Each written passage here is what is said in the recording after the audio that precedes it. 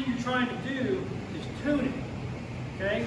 And in order to tune it, you got to get it out of there, and you got to get everything out of the way that's impeding the tuning, right? And what is it that's impeding your tuning? It's years and years of paint buildup in these tracks, okay? It slides up and down in tracks, and every single time they paint it, it adds thickness, all right?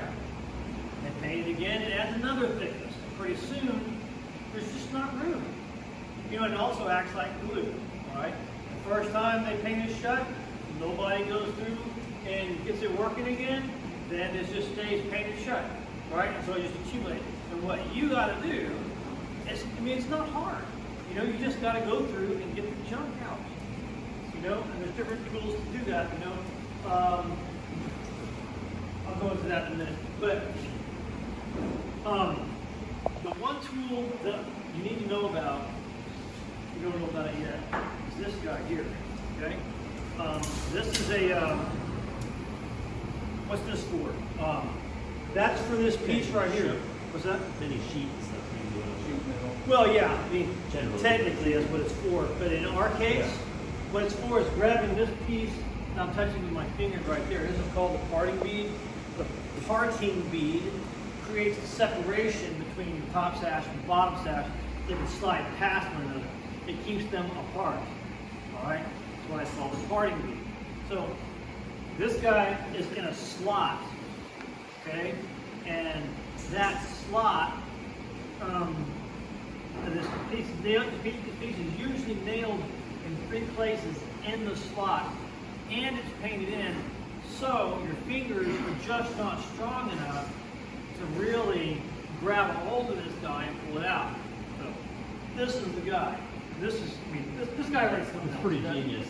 So I've had trouble with that. That's great. Yeah, it's just, there's nothing to it. And it's $10, well, probably $12 Harbor Freight now, but still, I've got one. I just never got to use it. Yeah, so A little ashamed to say, but there you go. so you just grab onto it here, and you wiggle it until it starts to come out.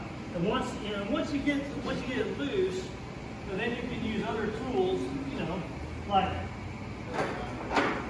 this guy, to finish prying it out. Yeah, gently.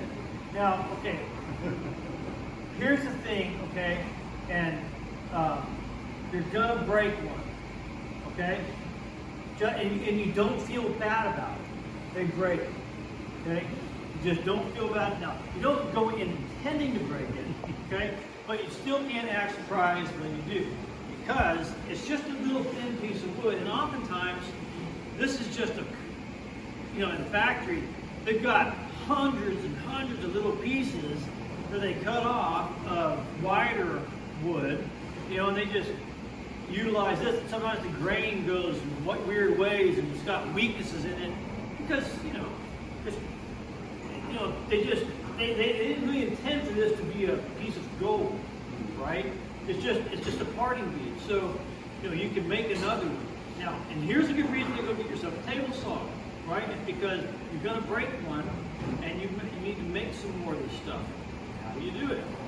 Well, you get your table saw out, you get yourself a wider piece of wood, say 5.5 or something like that, and then you just rip it off the end. It's very low-hanging fruit practice for more complicated stuff. And think about it. Think about the time you're going to save when you have a table saw and you're going to go make your own parting bead. Even if you make the first 7 wrong, and they're not right. Okay, the 8th one's going to be right, and then everyone after that's going to be good, right? And you won't ever have to worry about it again. Think of the time that you're going to save having to go back and forth to the store finding this stuff, right? So table saw, it's good, all right?